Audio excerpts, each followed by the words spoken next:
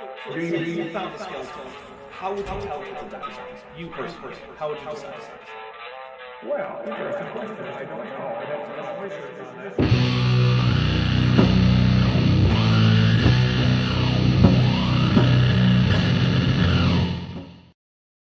All right, everybody.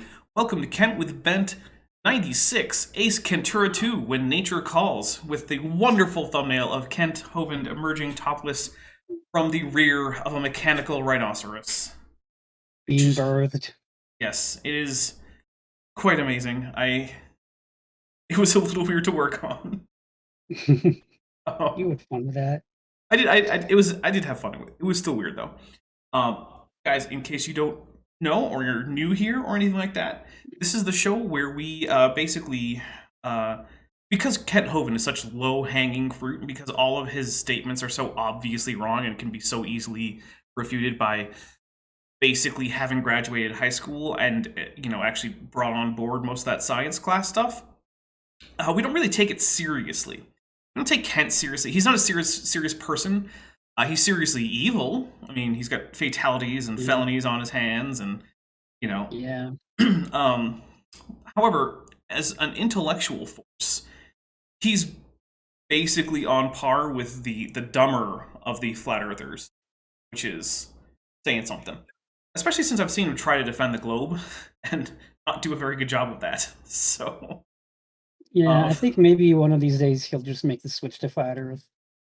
he won't, though, because that wasn't something that he's already believed since forever. That's basically where he is in his life now. So I think that is true. My chat might be off. It is, so I'm gonna fix that, guys. But anyway, so we do this as a bit of a drinking game. So now, if you don't want to play along, or you want to play along with something that isn't alcohol, whatever, that's fine. This is not incumbent on anyone. Yeah, tea, water. I know some people who vaped when it was drink time. Anyway, so we have some drink triggers that we're going to go over before we actually get into the video proper, which, yes, is just going to be this VHS cover. Unfortunately, the only copy I could find of this particular Kent Hovind video didn't actually have the video with it, so whatever. Anyway, we will take a drink whenever Kent Hovind says something so stupid we just kind of have to. That's going to be our most common drink trigger. We're also going to take a drink anytime that he says something that is factually accurate without it just being something that he's reading from like a quotation or something. It actually has to come out of his brain, right? If it's on his slide but it's attributable to him, that counts. But if there's like a citation at the bottom of the slide, that doesn't count. We'll also take a drink if he tells a joke that doesn't land. If he tells a story that doesn't happen, for instance, if he confuses the argument he had with a shampoo bottle in the shower for a real argument he had on a plane with a real professor, take a drink for that. We'll also take a drink anytime he mentions the National Socialist German Workers' Party or various leaders or their activities, especially in the 1930s and 40s. Take a drink for that. Also, if Godzilla comes by, we'll take a drink for that, which just, of course, occurred. So we did take a little sip for our drinks. Yeah, I'm drinking like a double Manhattan right now, so I'm taking fairly small sips. Because while I like a good Manhattan, I also don't want to die. So that's a good point. And usually we get to a fairly high drink count. So also Mothra might stop by, but also there are some ways that you guys can actually trigger the drinks.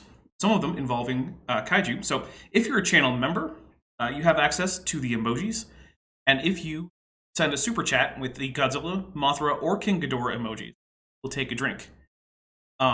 If you're a member or not, and you super chat anything to the effect that AIG or a bag of dicks, we'll take a drink for that. That is because historically they have been very abusive of the copyright claim system and content ID system here on the YouTube. So in honor of them copyright claiming just so many of my videos over the years, whenever someone super chats anything to the effect that they're a bag of dicks, we take a drink. We gotta be clever though, because YouTube won't let you just send AIG or a bag of dicks. You gotta work around, use other languages, use euphemisms, codes, stuff like that. You could say that they're a duffel bag of preapulid worms. That would go. work. Yeah. So A sack of Richards. exactly. Also, if one of us makes a prediction that comes true, take a drink for that. And a big new one is that if anyone gifts memberships, we will take a drink for each membership gifted. So if you don't have a membership and you want to be eligible to be gifted one, that is something you have to turn on in your settings. But it's not very hard to do. And so I think that covers it. Did I miss anything? Missed 0 of the rules. All right. There you go, guys. Those are the drinking rules. And don't worry if you don't remember all of them, because, look, I just gave them all from memory, so I remember them pretty well. Ben remembers them pretty well. We've been doing this for, what, like 3 years now? I don't know. 96 episodes, so like 45 years, I think. Something like that. Yeah, that sounds about right. All right, guys. Ooh, a coin purse of detectives, says Smitty. That's a pretty good one. If you super chat that one, I would definitely take a drink for it. All right, here we go. When it was my turn, I got up and I said, folks, I'd like to point out the obvious. If this was a court of law, and this guy came in and Yes, says, a court Judge, of we law. have evidence Bingo. that apes turn to humans, and here's the fossil we found in the dirt. I just want to say it's super ironic every time Kenthoven talks about an honest court of law, given his history with courts of law, which he has yet to demonstrate weren't honest. Also, Erachamians for $20 says, can YouTube detect ROT-13 NVT on I'll drink for that. Yeah, you know what? I'm pretty sure that was supposed to be a thing, and I'm just not getting it. Yeah. But apparently they didn't catch that. But yeah, anyway. I would say, Your Honor, it's pretty obvious. If you find a fossil in the dirt, all you know is it died. I mean, you also know that it lived, that it had a population of similar but not identical Objection, individuals. hearsay. Well, You only know it died. That's it. yeah, no, that's not at all true. You can determine a lot of things like its lifestyle, if depending on how well preserved it is. It might even have things like gut contents, so you can see what it's been eating. Based on the depositional environment, you can tell the kind of environment it lived in. So, you know, is it in like a lacustrine or fluvial deposit? That means something. Vishanti, who's been a member for 16 months at the tetrapod level, says AIG are a tote of scrotes with a Mothra emoji. So first, This is brilliant. I missed the counter on one of those. Take another drink. I like the Thank you very rhyme. much. Oh, and we are now officially $100 away from the next Feather video. Oh, nice. Which would How still- much until the next Tutu video? Or Tutu stream? 180. I think it can happen. Yeah. Which, by the way, would make it, I think, like the 4th or 5th Feather video in a row. Like, I have not been able to take a break from the feathers. But let's see. Yeah, so there's a lot we can tell from a fossil. Also, creationists tend not to be very consistent with this idea. Oh, there's Mothra. So, yeah, creationists tend not to be very consistent with this idea that, oh, you know, fossils can't tell us much. Or at least Kent doesn't. Because most creationists actually don't say things like that, right? So, the thing is, if Kent wanted to prove, say, a murder had occurred, he'd want to see the body. Right? But why not just come back with, well, that body doesn't tell you anything. All you can tell from that is that the person died. You need to have an eyewitness there to prove the murder happened. You don't. Forensic science is a thing. Also, Olivia Williams, who's been a member for 8 months at the tetrapod level, says, reminds me, AIG suck very good. That. All right, here we go. You don't know that it had any kids. It doesn't have to have had kids. Yeah, look, no one is saying that this particular fossil is itself the direct genealogical ancestor of anyone currently alive. You don't need to make that claim in order for this to work, right? So you go for the prediction and finding the evidence that confirms the prediction kind of route. Eros Rex for $5 says, aloha, my good nerds. Dapper, thoughts on Beasts of Bermuda, survival dino game that just got a huge update. I am unfamiliar with this. I I don't have thoughts currently. I could take a look, I suppose. Beasts of Bermuda? I mean, I was paid a few bucks to take a look, so I'm gonna go Beasts of Bermuda is currently 20 bucks on Steam. It does seem to have a whole bunch of dinosaurs. Multiplayer game hosting large servers in which players grow up as dinosaur or other prehistoric creature. Okay. Taking a look. Graphics look nice. I like the underwater effects. Let's see. Oh, I like the ruins. The character models look good from what I'm seeing.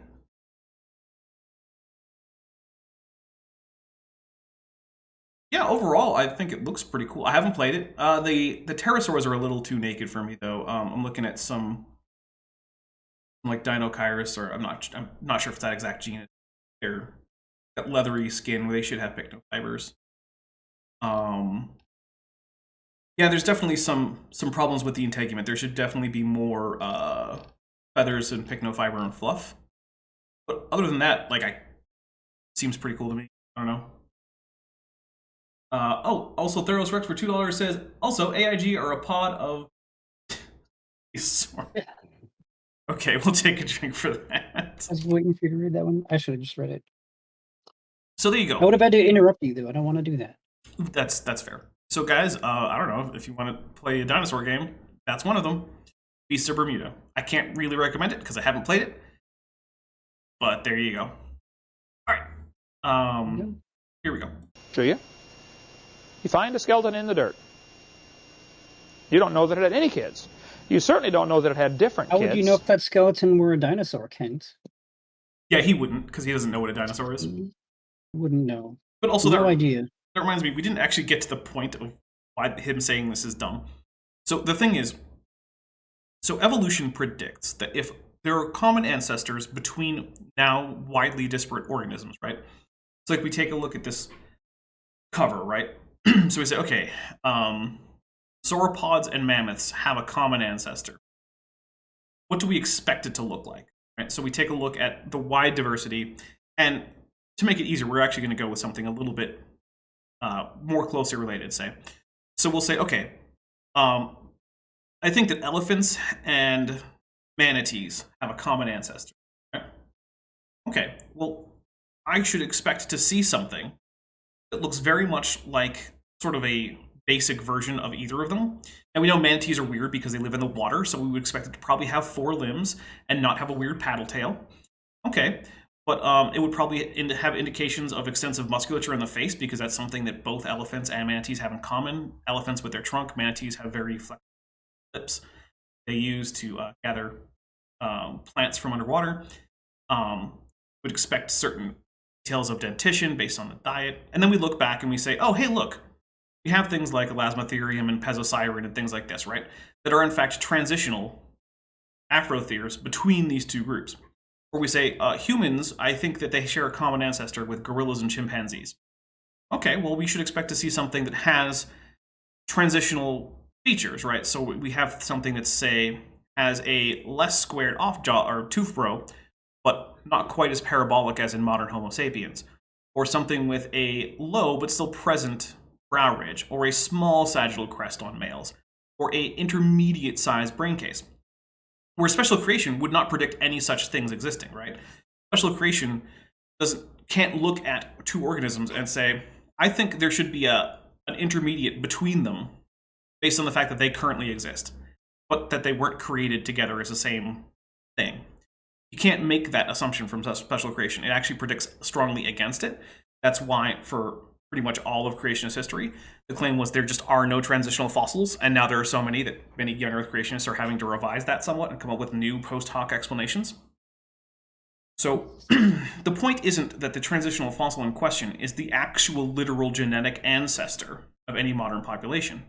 It's that there's no reason to expect organisms with this morphology to have existed except for evolution, and when evolution predicts that such a form will exist, every time one is found, that is evidence that goes in the evolution column.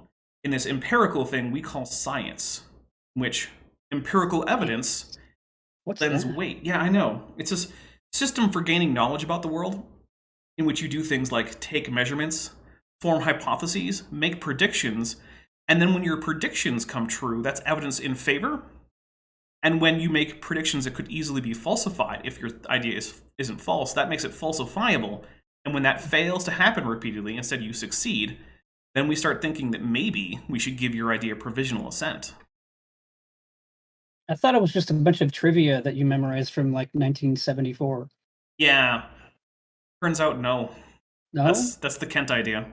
Yeah. Weird. All right, here we Guess go. I was wrong. And why do they think the bones in the dirt can do something the animals today cannot do? I'm just going to take a drink because no one thinks that. No one thinks Like that. what? What does that even mean? Oh, he's going to say have kids are different from themselves. Every kind of animal in the world produces after its kind. Thank you, Kent. You haven't defined You've kind. described cladistics. Humans have humans. Apes have apes. Chimpanzees have chimpanzees. Yes, that is how biology works. The question is, now that you have a group of apes, can they diverge into gorillas and chimpanzees and humans, all of which are still apes? And the answer is yes. So by just saying apes make apes and chimpanzees make chimpanzees, he's shown that he has enough information right there in his brain to know why this is dumb. And so for the blatant internal contradiction, I'm just going to take. I'm not saying he has the capability of taking those two facts and smushing them together to make the correct conclusion. You can't come up with that kind of logic. Yeah, he has That's too far advanced. He has enough knowledge to have come up with it if he were, less dishonest and smarter. Or at least open-minded about it and put in the effort to try and figure it out. If they think an ape-like creature could produce a human in the past... Okay. I'm going to take a drink. Humans are apes. Yeah, first, humans are ape-like creatures in that they are apes. It's like saying, you don't think a canine-like creature could produce a dog, do you? Like, yes. Yeah, I do, actually. That happens all the time. But second, the idea isn't that a chimpanzee one day gave birth to a baby human, right? It's a process in which, even under punctuated equilibrium, rather than, say, like, strict gradualism, Darwin proposed, you would still, if you could line up all the ancestors in a row, you would still see a relatively slow morphological change. And so between one generation and the next, you're not going to see some gigantic difference. Things might get a little bit taller, brain case might get a little bit bigger, brow ridges might get a little bit smaller from generation to generation, but it's the kind of thing you would need like calipers to measure, right? From each generation to the other. So no one is suggesting that a horse should just give birth to a cow, suggesting that there is some kind of ungulate common ancestor, probably walked on 5 toes with tiny little hooves, and then on one side that diverged into even-toed and odd-toed, and then within that there were more and more divisions until eventually you get to a cow and a horse. But at no point did anything give birth to something that was fundamentally different from what its parents were. Well, why don't they have an ape-like creature produce a human again? I mean, you were born, your mom's an ape-like creature, so... It happens, 4.3 times per second just amongst human beings? Yeah, something like that. Only let's study it this time. I mean, I feel like the process of human birth has been very well studied at this point. I mean, there's like an entire medical subfield just dedicated to human reproductive health, specifically for pregnancies and childbirth.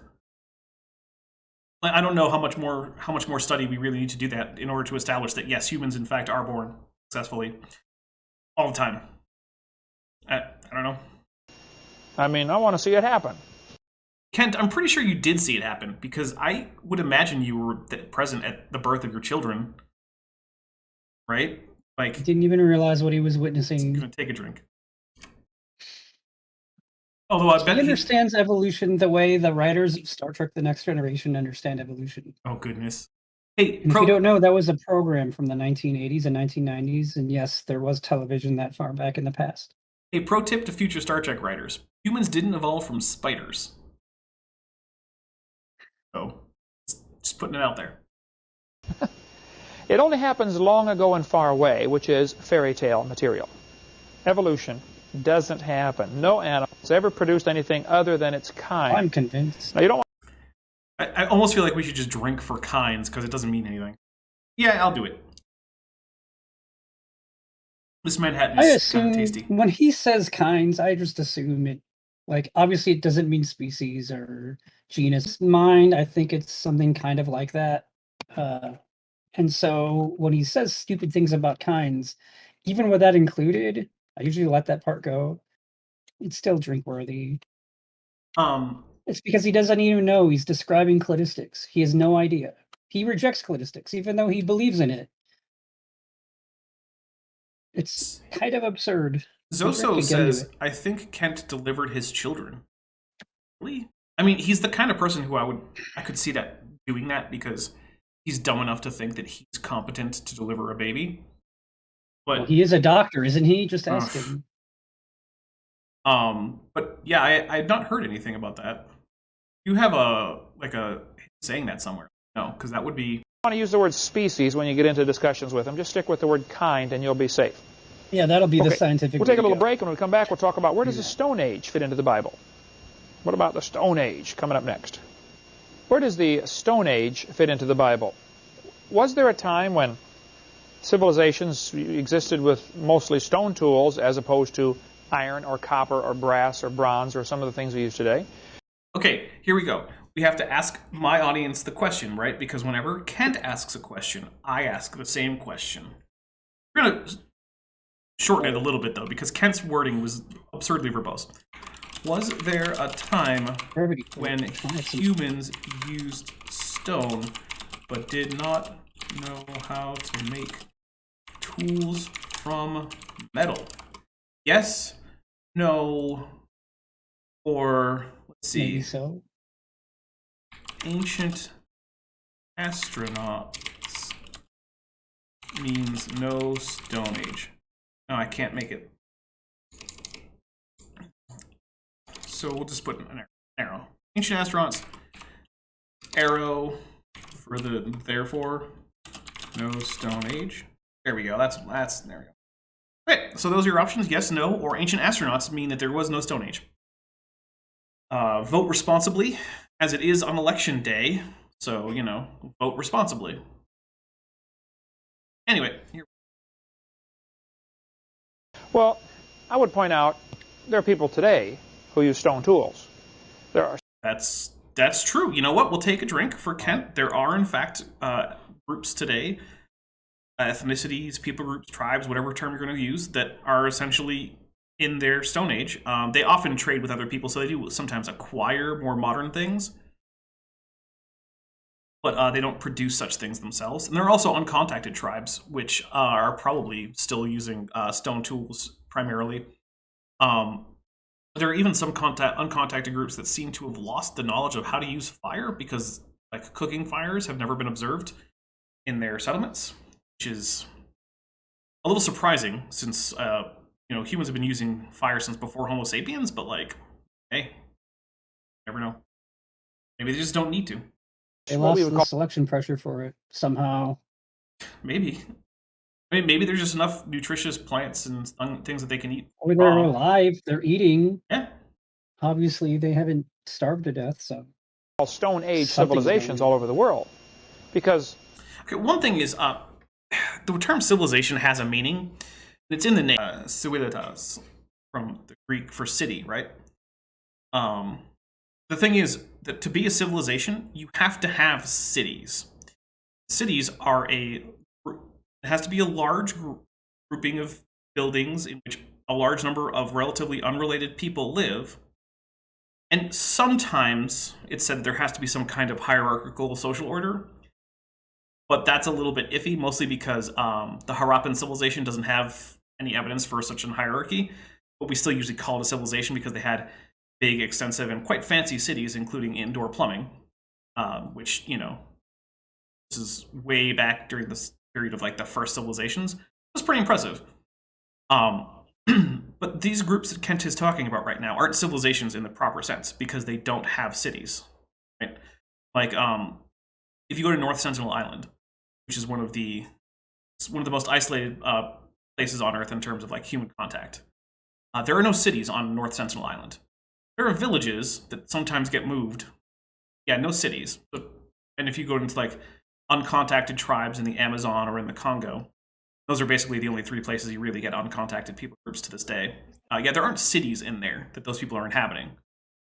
There really aren't any uncontacted civilizations at this point. And really, there never were. It's just that there were civilizations that were relatively unknown to other like groups of civilizations. So, yeah, anyway. And it's nitpicky. And I say that because, you know, I'm a history major. I'm not really going to ding Kent really on that because it is nitpicky. And what he's saying isn't really harmed by his misuse of the word civilization. So I want to put it out there that technically you do have to have cities to be a civilization. It's in the name. That's all that's available to them. No! Now that's dumb. We're going to take a drink for that too. Okay, so there is metal available just about everywhere. You can see this because people on all continents managed to figure out how to use at least the basics of metallurgy.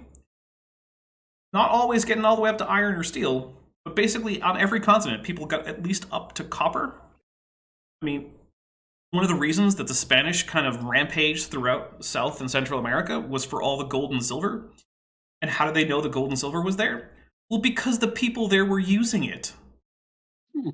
They were wearing it. They were putting it in their temples. I mean, how else would they know? You think they could see into the mountains to see the silver veins? No. Mm-hmm. They did it because it was evident. There are copper tools throughout Central, South, and into North America. Copper was less common as you get farther north in North America. But as we now know from the extensive mining in North America, metal is all over the place in that continent. There's extensive metal mines on every continent. Metal was available to everyone. So it should be. Oh, Science Simp 96, who's been a member for 4 months at the Tetrapod level, says, "Hello, Dapper Dino, from my kiddos." Well, hello, kiddos. It's always wonderful to know you're watching.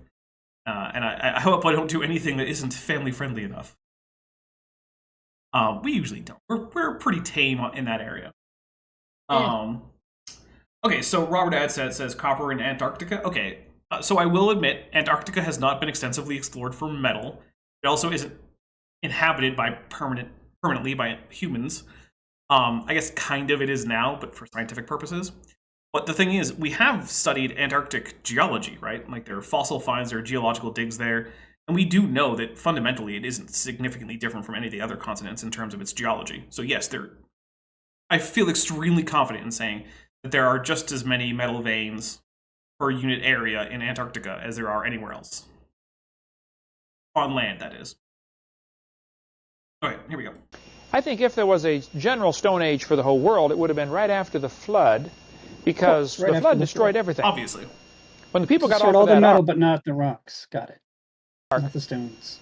They opened the door and walked out, and there's nothing.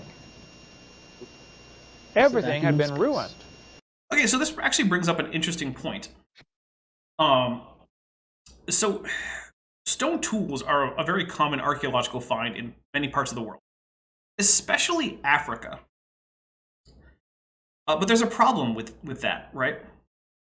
There are literally billions of stone artifacts in Africa. More than could be explained by a bunch of people getting off an ark, spreading throughout the world, and being in a Stone Age for like, what, a couple hundred years? Because you're going to remember, by the time we get to the parts of the Genesis that we can more accurately get like a time frame on, based on like what cities are supposed to have been around and things like that, like that starts off in like the Bronze Age pretty fast. And the Bible gets to the Iron Age pretty soon after that. So basically, the earliest stories in the Bible are late Bronze Age, and then most of the stories in the Bible are in the Iron Age. So this Stone Age has to be over by the time Abraham is born, basically. Or at least by the time he grows up, because we know that the cities that he's supposed to be from, like Ur and the Chaldean area, right? Those were Bronze Age settlements, cities. So how do you get billions of stone tools in Africa within like 4 generations of getting off this ark? How How does that work? And the answer is it doesn't, right? To the point that creationists have tried to say that these aren't actually stone tools. They're actually just the result of landslides. Like rocks fell down a hill and just happened to land in the shape of a stone axe head. It's evolution then. Yeah. Right? Now, of course, there have been studies done on these to see if they could be naturally occurring, and they can't. They have fracture patterns that are positively indicative of flint napping, which is when you take a piece of flint and another hard stone and you bang them together to get the desired shape. So, like, yeah, that is not a possibility. It could not just be a short period following the flood and then everyone rediscovers bronze again. I mean, you figure they stayed in the ark about 6 months after they hit bottom. How tall would the trees be by the time they walked out the door?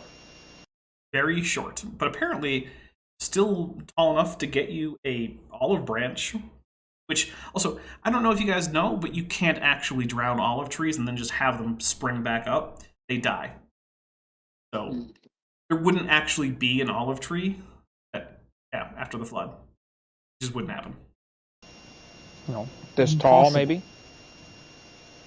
Seeds floating around do just fine. Float around in water for a few months and then germinate, but... Okay, we're going to take a drink for both true and stupid at the same time because it's partially true and partly really stupid. Okay, so there are plenty of seeds that can survive floating on water or in water for quite a while. But there are also many seeds that can't. So this is one of those things where like, oh, well, we solved like half the problem. It's like, okay, but half the problem isn't going to do it, right? It's like when creationists say that they've solved the heat problem by like using hypercanes, and you point out that best case scenario just got rid of 0.01% of the heat problem. Like, yeah, but got it though. Got rid of that heat. 1,000 times total. Yeah, like that. That'll take care That's of it. not sufficient to explain what's happening right now. Plenty of seeds can't do that. Probably the extra 6 months. I mean, you can plant just about any vegetable and get it up to eatable size in a few months. Yes, Kent, modern, artificially selected vegetables. But that's not what you think is happening here. And I know because you think that broccoli was descended from a wild mustard plant, and I know that you think that because when you were called out about broccoli for your creationism, like going through the alphabet series, it was amazingly boring because all it was you just took a letter, you listed organisms with that letter as the first letter in their name, and then said, how could that evolve without actually giving any arguments?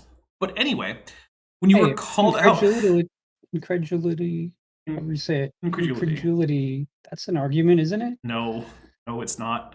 Oh, it's a fallacy. Oops. Oh, actually, we're taking a drink for Kent Hovind thinking that like full-size carrots and potatoes popped out of the ground after the flood.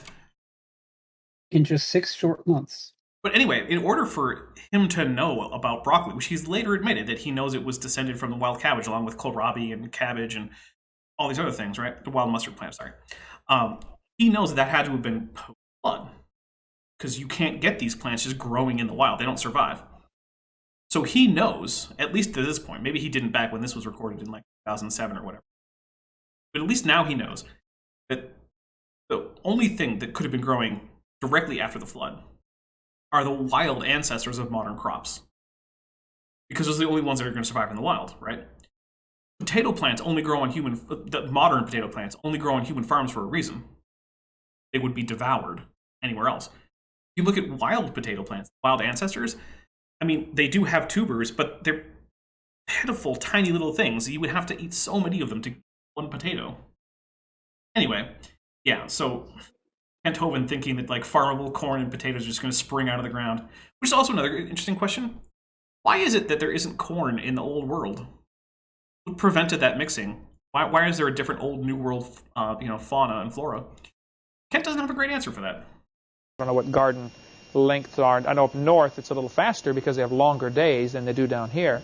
So though they have shorter growing season because the days are longer, they end up getting their fruit in or getting their crops in earlier. But I have no idea how crop timing works with latitude, so maybe he's right, maybe he's wrong. So in 6 months, you'd have plenty to eat outside for the animals. So that's probably why they stayed in 6 more months. There's simply no reason to go outside, nothing out there to eat. But they got off the ark and faced just a ruined world. And so you don't... I mean, even if we ignore the fact that it would all have been vaporized, at the very least, it's now just all salted dirt, right? You know what?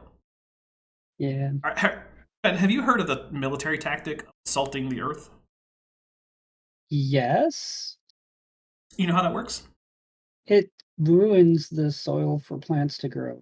But I don't really know how. For decades. Basically, just by making it too salty. Most plants can't tolerate... Draw the water out? Yeah, most plants can't tolerate intensely salty soil.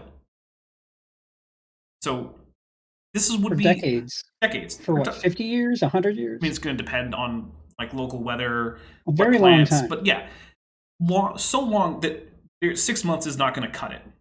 We need to have an arc that's going to last decades, at least, maybe even centuries. After having enough food for decades of post-flood, the soil can't grow any plants. Mm-hmm. Deal with it. Now, sure, you could say, well, but what about halophyte plants, right? Halophytic, or plants that really love salt. So, okay, great. Some skunk cabbage and some, like, sedge grass can grow. That's great. That's not going to feed all the animals. Skunk cabbage and sedge grass. Tell your grandson, our fact said, to go to the the rain Drosophilus didn't Genghis Khan salt? I think he did some of that. I don't remember very well, though. I'm the biggest expert on the Genghis Khan story. I do know he had a lot of kids. They killed a larger percentage of the human population than any other person in history that we know of. Hardware store and get you a shovel. There aren't any hardware stores. There aren't any shovels. There's nothing. There is no civilization. Gone.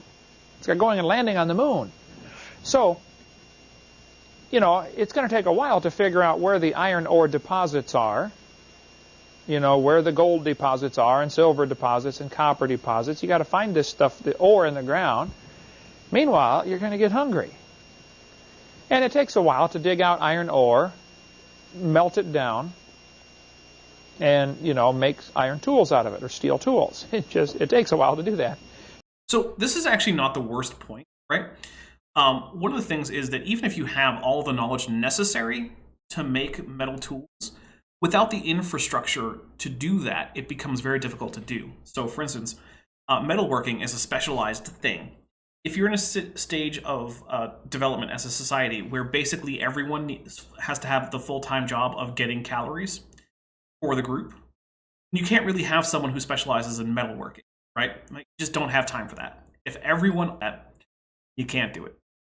So, in a situation where humans pop onto a world with no prior civilization, no infrastructure, they're the only people there. All they have are, you know, just their physical bodies and whatever tools they can cobble together just with that, while also needing to, you know, feed themselves.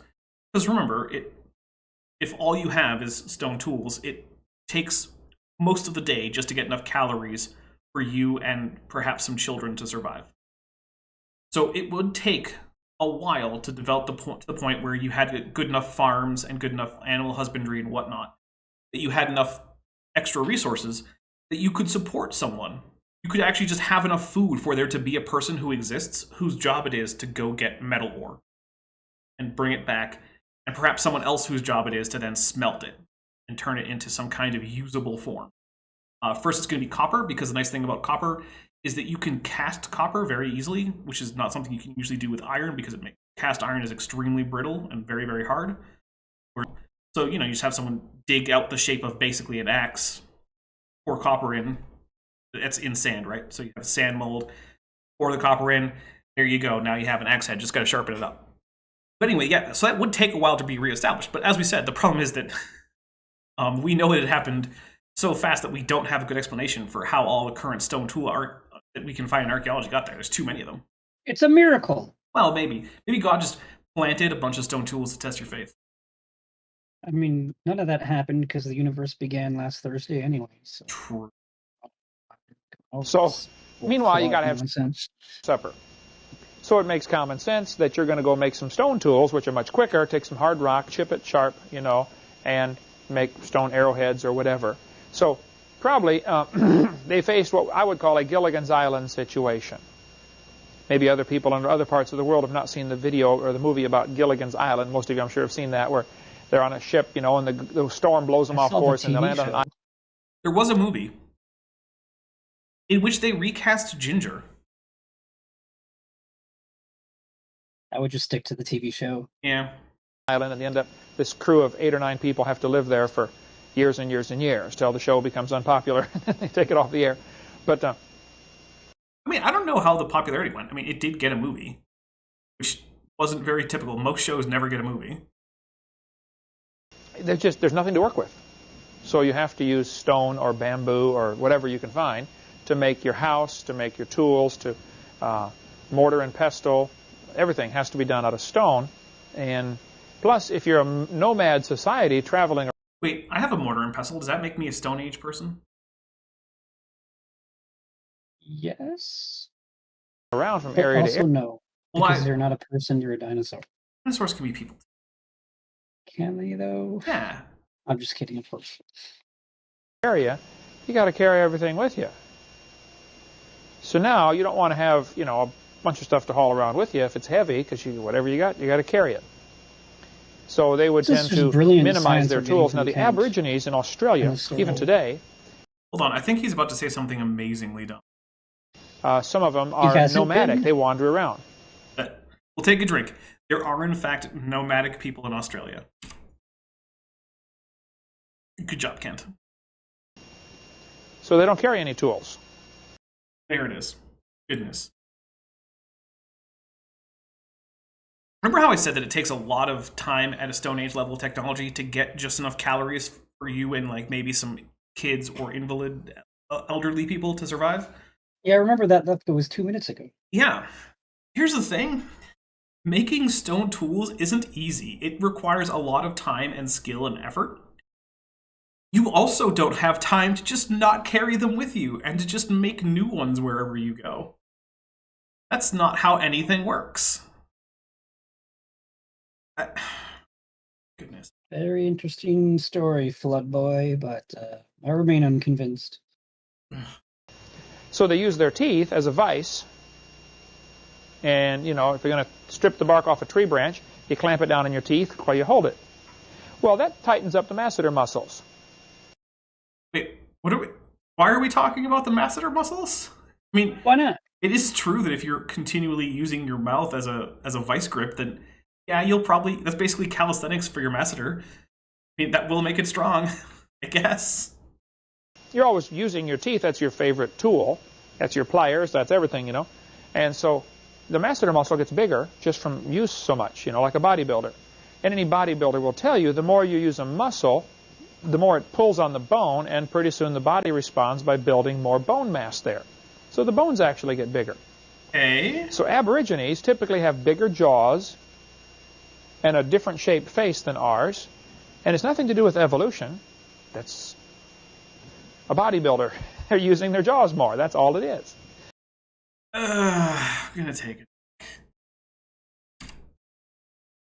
Look, I'm not going to say that nothing about the physical differences between Australian natives and other people groups is a result of their particular way of life, right? But here's the thing. There are other people groups that have similar levels of technology and that use their body in basically the same way to survive. And also, this is not really much the case anymore for a lot of Australian natives because most of them don't live in the Stone Age anymore.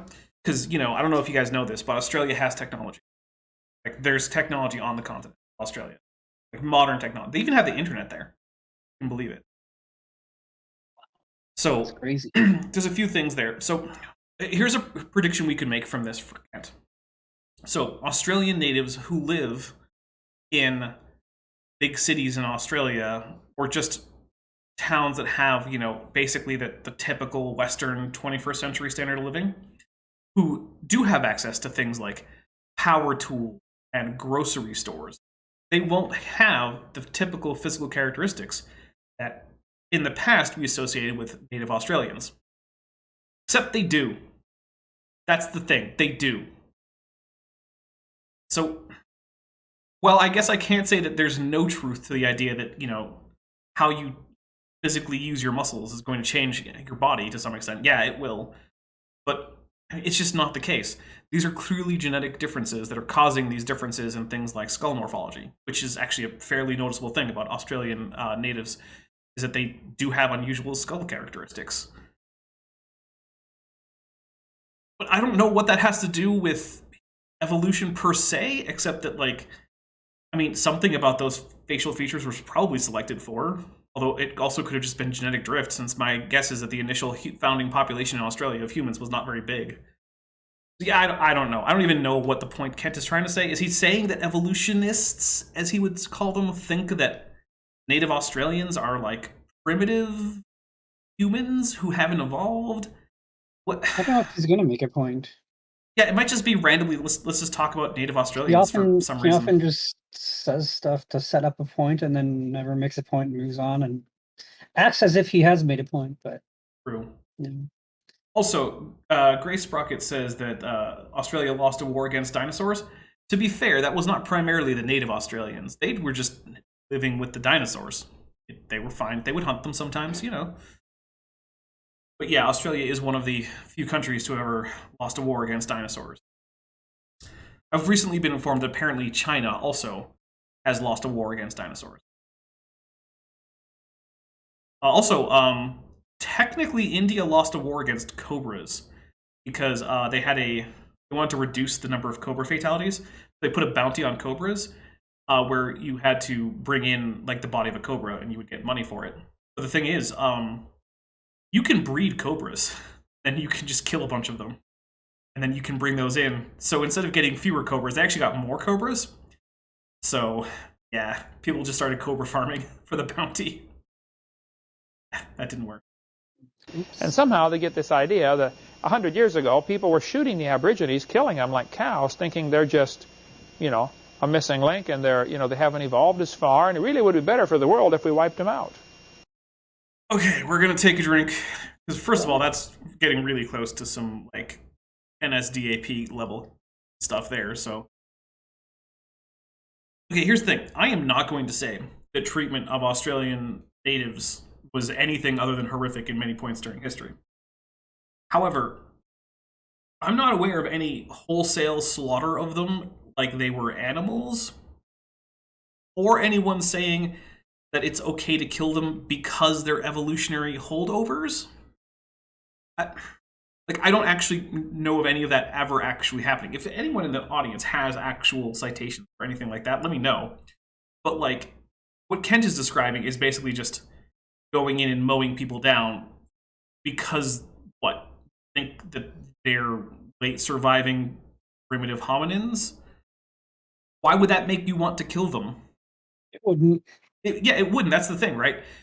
So you can think about it kind of like this, right? Among the great apes, I would say that orangutans are probably the most basal in terms of their locomotion, basic morphology, and whatnot, right? There's certainly a lot of areas in which they're actually very derived. They have pretty derived jaws and faces overall and whatnot. But, like, in terms of locomotory repertoire, they're at basic body shape. Orangutans are pretty basic. Now, they're not doing too well today, but it's not because people are mowing them down because they're late surviving basal hominids. Like, what motive does that give you to kill things? It just doesn't make any sense. Not that I'm saying that, you know, colonialism in Australia wasn't horrible, because it absolutely was, and there remains a whole lot of problems that native Australians are facing. But, like, this just doesn't make any sense. In 1904, at the St. Louis Zoo, where the zoo is today, they had a World's Fair there. 1904 is held in St. Louis. They had a display. A section of the zoo was set up with all pygmies, with their pygmy huts and, you know, fires and families living there as an evolution display. Okay, first, the groups that have traditionally been called pygmies are primarily from the Congo, not Australia. And I don't know if you know, the Congo's in Africa. Africa is a different continent from Australia. They're not the same people. Yeah, different people live there. They're far away. Also, this is just an argument from consequence, so we're going to take a drink for it. Actually, we're going to take 2 drinks. One for not knowing the difference between Australia and Africa, and one for the just argument from consequences. So here's the thing with the argument from consequences. Let's say that believing in evolution meant that you thought that human zoos were great. Best idea ever. Human zoos. That's what believing in evolution just leads to. Inexorably. It's always what happens. Everyone who believes in evolution is pro-human zoo. That doesn't make it wrong. That's the thing. It doesn't make it wrong. It doesn't make believing in evolution wrong. Yeah. Evolution could still be true, and it could motivate people to make human zoos. Even if it always does, that still doesn't make it false. So ultimately, if you're trying to argue that evolution is false, pointing out bad things that people have done because they believe in evolution doesn't help. Now, if you wanted to argue that despite being true, we should encourage society as a whole not to believe in evolution, that would be a different argument, and then you could bring those things in. There are atheists who've made that argument about religions, saying that, well, I don't think this religion is true. I think that the social cohesion it gives to a society might be beneficial. Therefore, we should keep it around, and people shouldn't all just become atheists. That's a valid argument that you make. And then you can bring in the consequences. But if your argument is religion X? To show they hadn't evolved as far. One fella, Ota Benga, his name is, was taken away from his wife and 2 kids and put in a cage with chimpanzees as evidence for evolution. The guy's a little pygmy, about 4'5" or something like that. He went insane and killed himself. That story is basically true in the outline, so take a drink. That did in fact happen. And yeah, it's inexcusable. But again, doesn't tell us anything about whether or not evolution is true or not. And also, I'll note that generally speaking, people who currently believe in evolution don't actually encourage such things. Most of them are anti-humans. Yeah. A vast majority. We'll cover virtually all. Zoso asks, why can't Kent vote? That's not the easiest. I don't know if Kent can't vote, but I suspect he can't because most states in the United States do not allow felons to vote. Kent is, in fact, a convicted felon. A lot more on that in seminar part 5 about the philosophy of evolution, what happens. But before the flood, things... Monkey for Banana points out that Ota Benga wasn't kept in the demonstration of evolution. Well, the thing is, even if he were, it wouldn't matter. There's no argument, right? It's one of the reasons why I'm not really contesting because of evolution. Because even if it were, so what? Plus, do we really want to start pointing out all the things that people have done motivated by their religion that turned out to be a bad thing? Even if we restrict it to Christianity? Even if we restrict it to Protestant Christianity, a subgroup that Kent belongs to. Heck, I could probably do a pretty long dive into the horrible things that just Baptists, Kent's specific brand of Protestant, have done. I don't think Kent would think that that's a good reason to not be a Baptist. In fact, actually, right now, the Southern Baptist Church is in a whole lot of legal hot water because an internal audit about child abuse came out. And yeah, it's not pretty. Yeah. It's they're trying to give the Catholic Church a run for their money and just how bad they can treat. Things are doing great, even though the world had been cursed. Now, the Bible doesn't tell us when the curse was, when Adam sinned. I suspect they probably lived in the garden for 100 years. Based on what? Why not? Based on imagination. Yeah, that's based on pure speculation. Sure. Just for sake of argument, let's assume the only facts we have to go on as far as when Adam and Eve sinned and were kicked out of the garden. Here's the only facts we have. Mm-hmm. Adam was 130 when Seth was born. Okay. Before that, they had 2 kids, Cain and Abel, but no dates are given. They were out of the garden before any kids were born. Does it say that? No dates were ever given, ever. Ages were given. Well, yeah. But also, no dates were given. Does the text actually say that they were kicked out? Because I don't remember it Like they weren't mentioned to have had kids, but not saying that something happened doesn't mean it didn't happen, right? Like, if you read a biography of, say, Abraham Lincoln, it's probably not going to tell you what he had for dinner every day. That doesn't mean he didn't have dinner those days. There will be dates in it, though. Well, yeah, but even if there aren't, it's still, like, I think we're going to need a citation for the Bible says that they didn't have kids when they were kicked out. Oh, yeah, and John Rapps points out, I wonder where all the Christians were during all these atrocities. Did they not go to zoos, circuses, or keep slaves? Yeah, Christians were, in fact, doing all of these things. And it wasn't just Christians doing these things, right? Like, there were agnostics and atheists doing them in other places outside of Europe and like, the West. There were other people in other religions doing horrible, horrible things. So, like, it's not like it's unique to Christianity, but on the other hand, yeah, if you're going to try and point the finger at evolution, I get to bring in all those horrible, horrible things that Christianity has done, which I don't actually, or Christians have done in the name of Christianity, which I actually don't care to do because it doesn't bear on either the truth of Christianity or evolution. So if you want to have a debate some other time, like, did Christianity do the bad thing? First, I'm probably not going to have that debate because the answer is probably just like, yeah, they probably. But it's a different debate. Anyway, here we go. So they could have easily been in the garden for 100 years. So groups of people tend to behave, how am I trying to say this? It doesn't really matter what your religion is. You're going to find people of all types in that religion, just like any other religion. People tend to be people. They tend to be who they are, no matter what they believe religiously, no matter, I don't know. So I guess what I'm getting at is kind of weird going on about that. Like, it really doesn't make a difference to say that people who believe in evolution have done bad things, because everyone's done bad things. Every group of people. It's just the way it goes. I guess that's it, yeah. By the way, I am actually, as prompted by Liz D, taking a look at a list of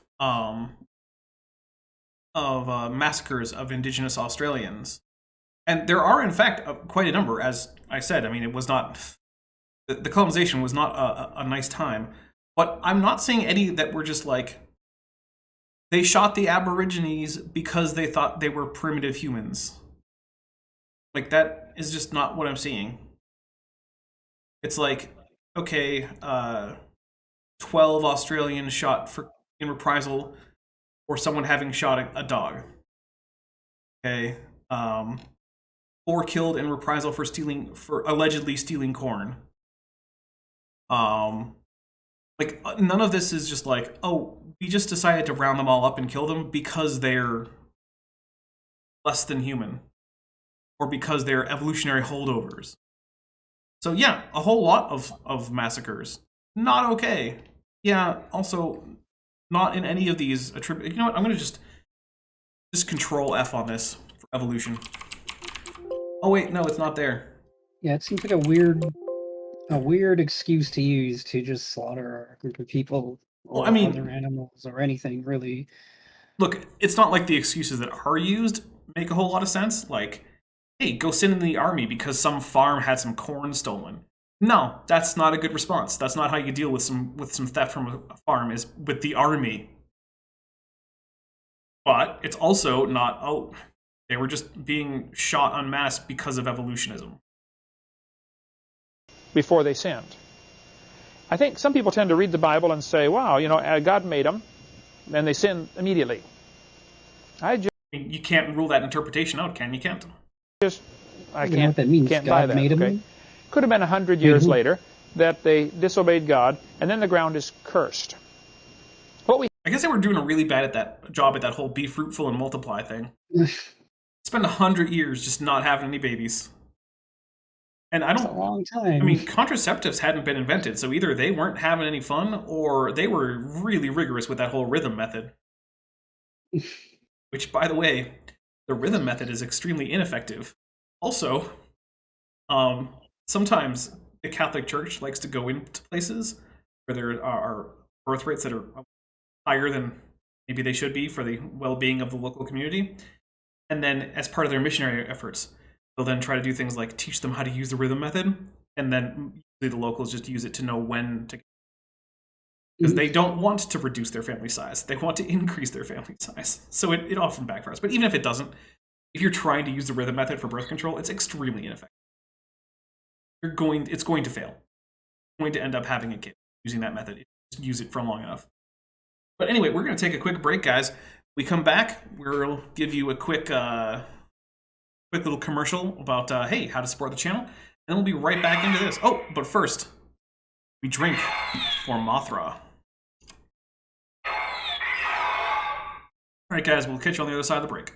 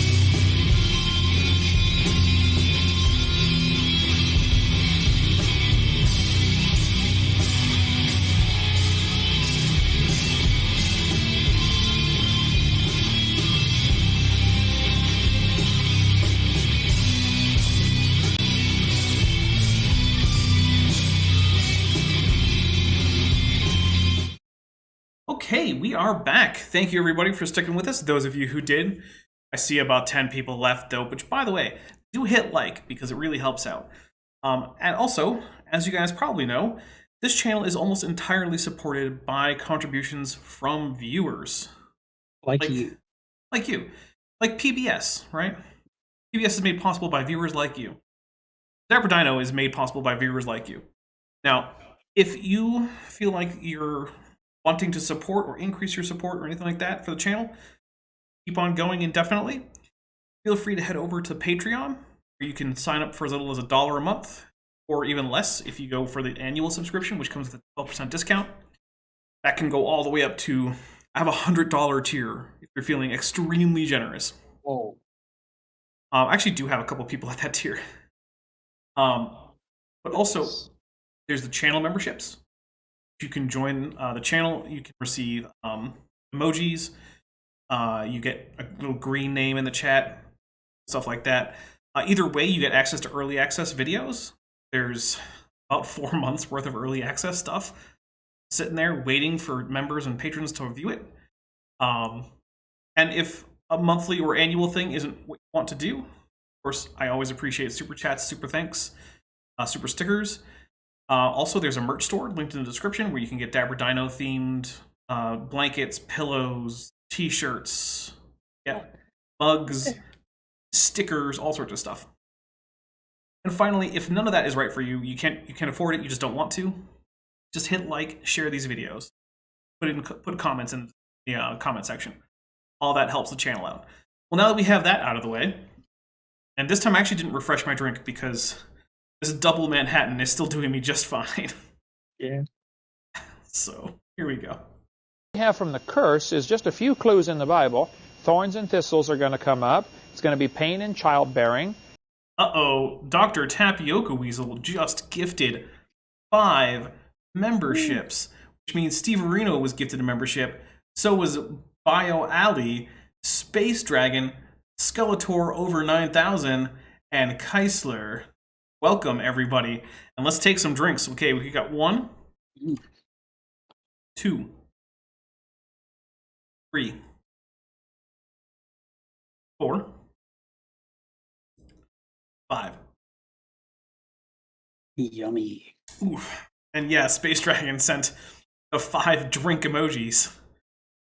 Which, by the way, that was like the quickest Blender render. I made like the most basic like tumbler glass, put in like the most basic liquid shader in there, and then just rendered it.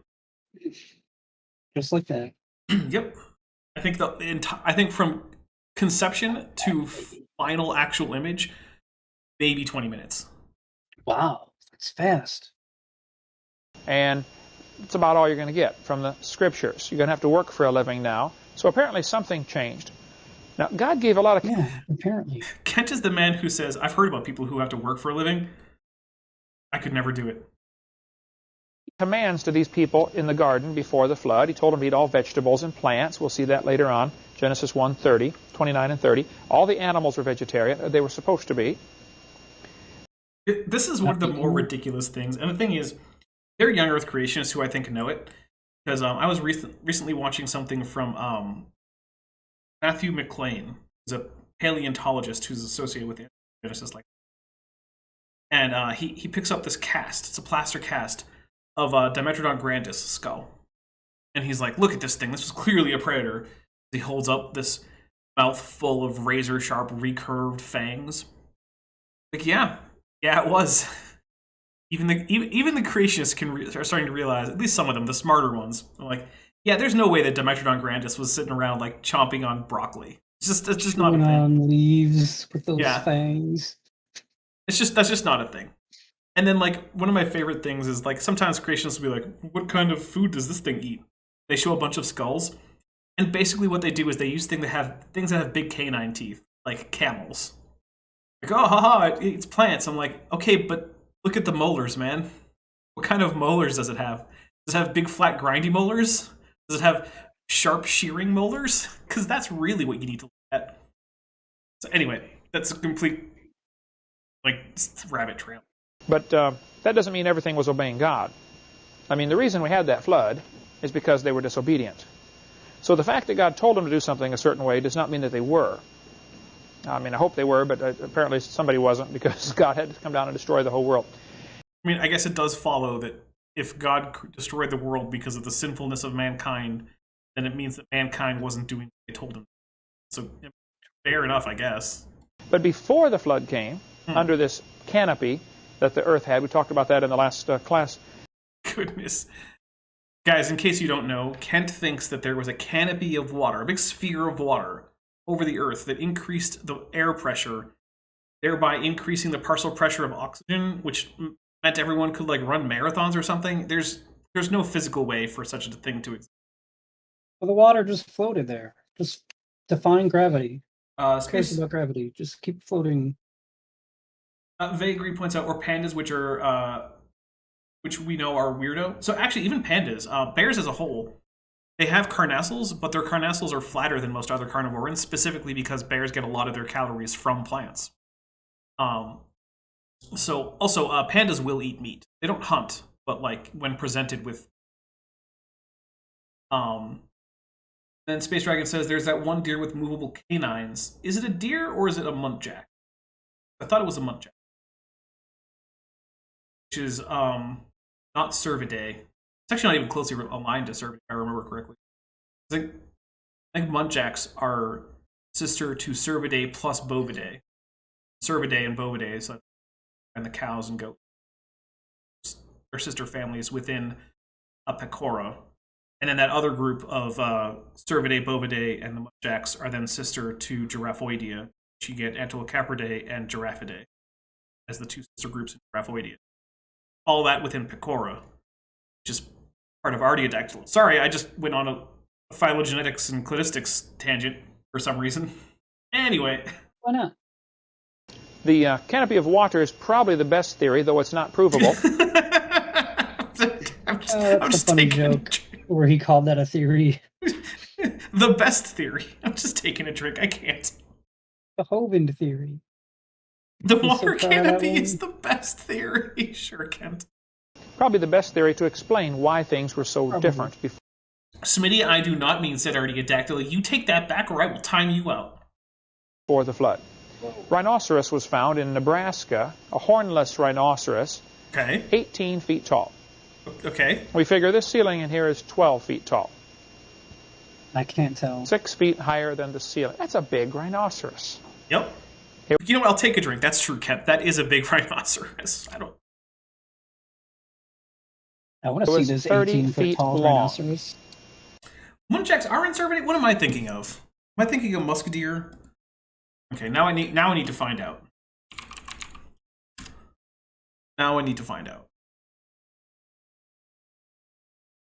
Because what am I thinking of? Let's see. 3 times taller than normal. What am I thinking of? I don't know.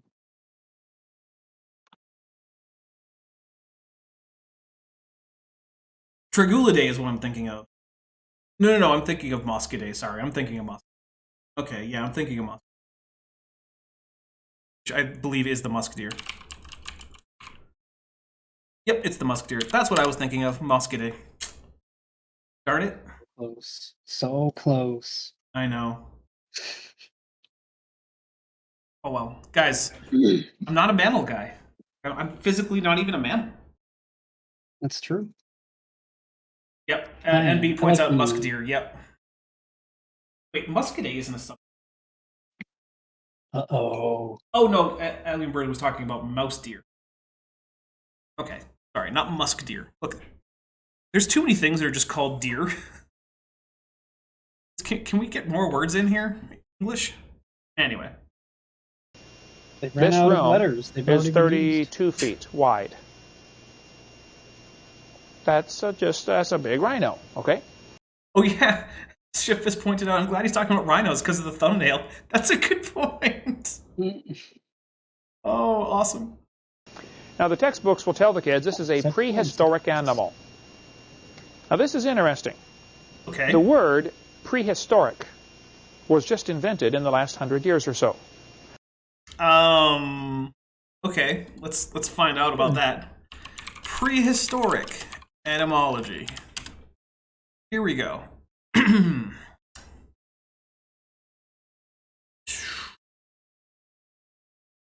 Yeah, okay. It's first attested in the 1660s, Kent. So, you know, more than 400 years before you gave this. Fuck.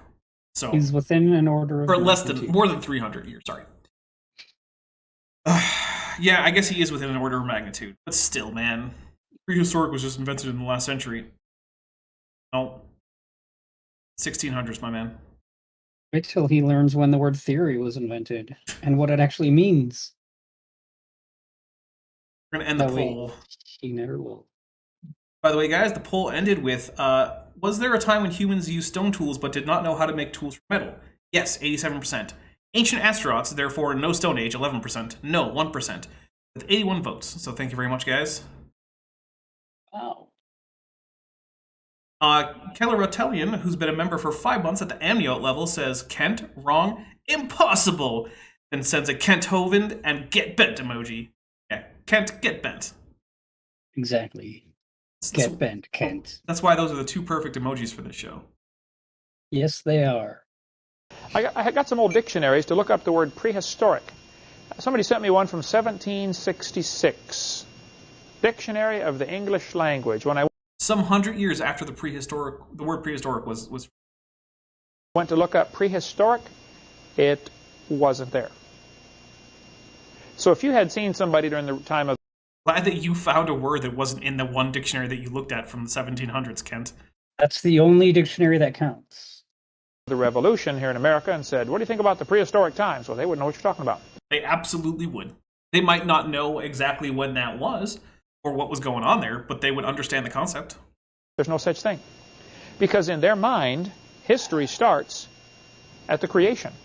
And the world is 6,000 years old. That's what they believe. I have to drink for how dumb that is. I just have to. Yeah, we'll take a drink. Not sound, not valid, none of the above, Kent. Logic's a real thing. It's not just a word people use to sound smart. You can learn it, study it. Mm-hmm. By the time of like the American Revolution, which is basically what Kent is talking about, it was already known that the Earth basically was indefinitely old. Like people didn't have a good number that they could put on it, but they knew that it wasn't any kind of number that was similar to how long they knew about history for, which they knew was about 5,000 or 6,000 years, maybe a little bit longer in some cases. But they knew the Earth was far, far older, because the basics of geology had already started being worked out. In 1860, during the Civil War, if you had asked Robert E. Lee, what do you think about prehistoric times? There was no such word. I'm just taking another drink. There was. This is not hard to look up, Kent. Darwin's book came out in 1859. Now, there were people before 1859 who believed the Earth was millions of years old. But the majority... That's true. There were. I'll take a drink. ...of the population believed the Bible was right. The Earth is about 6,000 years old. Because that's what the dates add up to if you figure it out. That's what it says. No. Actually, most Christians around the time that geology was demonstrating quite conclusively that the Earth was far, far older than 6,000 years old were perfectly okay with it. Because while it had been sort of a basic assumption that the Earth was probably about as old as, the oldest stories in the Bible, it wasn't something that was actually held to, like, dogmatically by most of Christianity. In fact, sometimes people will point to things like, like talking about the age of the Earth and saying that it's probably somewhere around what for them would have been like 5,000 years or so. Or maybe, 5,500, something like that. And saying, see, look, they were young Earth creationists. But the thing was, they were also the same people who were saying, like, hey, look, Genesis isn't here to tell us the literal history of the world. We don't have to literally believe every single thing about it in the creation story. But they also didn't have a good reason to say that chronology that they were getting was wrong. But they had good reason to doubt other parts, like when it said that there was a firmament in the sky that held that the Earth was stationary under, and that water poured through. They knew that the sun was far, far away, and that there probably wasn't water between the sun and Earth. They knew the same thing about the moon. They didn't know how far away. They knew the Earth moved, that things at least moved around the Earth. They knew that it wasn't a flat plane held up by pillars. Are you telling me that when they looked up at the sky, they didn't see just huge, thick layers of ice everywhere? They actually saw the sun and the moon and the stars? And planets? That's crazy talk. That's crazy. Yeah. So the thing is, young Earth, while a belief in a young Earth goes back very far in just humanity, the idea of holding to that in opposition to the evidence is a fairly recent phenomenon. And by fairly recent, I mean like the 1960s. You can't do that. I mean, Kent does it all the time. No. Bad Kent. I haven't been able to find the exact year the word prehistoric was added. If you want to do that, send it to 1660s, etymology.com. It's not hard to do. me. Let me know. Somebody sent me a 1928 dictionary. It is in there. Okay, by the way, guys, words exist before they're added to the dictionary. So we're going to take a drink for Kent not knowing how dictionaries work. So the way the dictionary works is every year or so, or less often, depending on how old we're talking about, right? The dictionary people send out basically researchers to look at what words people are using. And when they find words that aren't in the dictionary, they make a determination. Is this word common enough that we should bother including it in our next edition? And the answer isn't always yes. So if you look at, let's see, we'll just use Webster's, right? So let's see. New words, Webster's dictionary, and we'll do 2021. 2022 isn't done. 455 new words were added to the dictionary in 2021. Air fryer. I'm pretty sure that air fryers were a thing before 2021. Well, does have a space, but they added it as an entry. So let's see. Deplatform was added in 2021 to the Webster's Dictionary. That word was used before 2021. Yes. Let's see. Super spreader with a dash. That word started in 2020, not in 2021, but it didn't get added to the 2020 dictionary. Let's see. Copy pasta. That's been a word that's been around on the internet for like a decade. It got added to the Webster's Dictionary in 2021. Teraflop, a unit of measurement calculating the speed of a computer equal to 1 trillion calculations per second. A lot of Teraflop has been around for decades as at least a hypothetical word that you could use. It wasn't invented in 2021. CubeSat. How long have they been launching CubeSats before 2021? It's been years at least. How do you define a CubeSat? I know they've been launching satellites since the 60s. AstroTurf was only added to Webster's Dictionary in 2021. People have been crazy. talking about AstroTurf again for decades. Decades and decades. Yeah. This is pretty obvious. Words get added to the dictionary not because they were invented that year, but because the dictionary company felt that they were prevalent enough that people might not know what they are and need to have them defined because they'll likely come into contact with them. Because what a dictionary is for, right, the point of a dictionary is to allow people who aren't familiar with a word to know what users of the word probably mean when they use it. It's not to tell you how the language ought to be spoken. It's to describe what is happening with the words in a language for people unfamiliar with those words. Anyway, let's keep going. That's the earliest one we can find it in, and the last one I've seen that we can't find it in is 1860. So somewhere. So even if that's the case, right? Even if no dictionaries before 1860 listed prehistoric, like we just saw, that still could mean that the word had been in use for decades without just making it into the dictionary. Like we saw, how long has AstroTurf been a thing? Decades. During that time frame, I would guess around 1900, the word prehistoric was added to the dictionary. Now, there really is no such thing as prehistoric. Yes, there is. There's no, you don't know what it means, though, Kent. So just because you don't know what a word means doesn't mean it's not a word with a real meaning. So let's talk about the formal definition of historic versus prehistoric, right? Because I got this degree in history. Maybe I'll use it for something here. So historic, things that are historical sources are specifically written accounts. It's not written down, it's not history. Prehistoric means things that happened before accounts started being written in a region. That's all it means. It doesn't mean it's primitive or bad or dumb. It doesn't mean that it's the age of the dinosaurs necessarily, right? Like prehistory in parts of North America ends in the 18th century because the people in those areas weren't writing things down. So what happened was technically prehistory. There are parts of the world where things are currently prehistoric, right? Like when we talked about uncontacted people groups, the events going on in those areas of the world that are peopled by uncontacted groups, that's currently prehistory, because they're not writing down accounts of what's happening. So yes, prehistoric is a thing. There was a period when it was prehistory everywhere, and then slowly history started to emerge in places like Egypt and Mesopotamia and China. And then that spread, and now we're at the point where pretty much the whole world is in the historic period. Still, not all of it. Such thing. See, the Bible says, in the beginning. Well, how do you go before that? There are things that are pre-flood. No, there aren't. This wasn't a flood. I'm just going to take a drink. That is not. Oh my god. Look, I need to drive this home a little bit, guys. The flood is at least as stupid as flat Earth or the moon being made of cheese. It's not a thing. If you think it is, you are as wrong as J.M. Truth, the flat earther, thinking that the sun needs oxygen because it's a ball of literal fire. It didn't happen.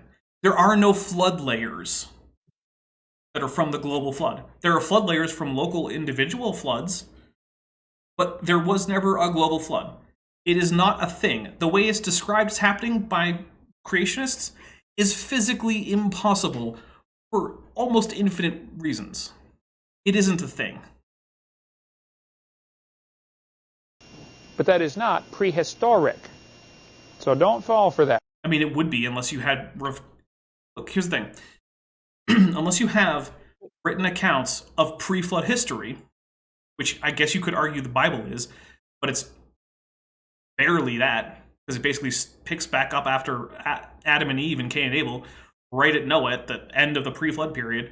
All that intervening time is something we don't have written records for. So, yeah, it kind of would be. The writings of Adam and Eve. I want to see what their diaries said. For personal reasons, but also professional reasons. Show me those writings, Kent. Before the flood, if there was a canopy overhead, it would increase air pressure. Yeah, it would if that such a thing were possible. It's not. I'm just taking a drink for the canopy. Now, increased air pressure changes the size of insects you can have. This dragonfly fire. Oh yeah, Vandalian 1998 is pointing out, guys, we're streaming at the same time we always do. Most of y'all decided to, for no good reason, change your clocks. You should stop that. Also was found that has a 3-foot wingspan. Okay. That's a big dragonfly. Well, first, it's a griffinfly. Griffinflies were not dragonflies. They are closely related, but one of the ways that you can tell that they're not dragonflies is that they have a structure called cerci, C-E-R-C-I. Similarly named to the character from Game of Thrones that you might remember. But very different. Cerci are basically sensory organs that come off the back of certain insects' abdomen. And basically, they're like rear antennae. So they can sense like air currents. They can feel obstacles behind. If the insect is about to be attacked, it might get an early warning from one of the Cirrus? I believe it's singular, Cirrus? Anyway, griffin flies had them. Dragonflies don't. Most insects don't, actually. So, yeah. Earwigs still have them, so that's dermopterans. Silverfish have them. Actually, in earwigs, the pinchers on the back, those are actually modified, very robust cerci. So, yeah. There's a way you can tell that griffinflies aren't dragonflies. But also, yeah, griffinflies could get to be gigantic. The Carboniferous. I don't know what the point is. I guess Kent is saying that because of the vapor canopy, dragonflies got bigger, even though they're not dragonflies. How'd you like to run into that thing at about 70 miles an hour? You take the bug deflector and the hood right off and come on through the windshield and join you in the front seat. I mean, would it... So, measuring the mass of an insect by wingspan is kind of weird because unlike, say, vertebrate wings, those wings are very insubstantial in terms of mass. So really what you're looking at is like something that probably weighs about as much as like a modest-sized bird, which, yeah, if you threw into that at 70 miles an hour, that would probably crack your windshield, but I don't think it would take the windshield out. I think you'd probably be okay. They just were huge. Now, insects breathe through their skin through what's called spiracles. They don't have...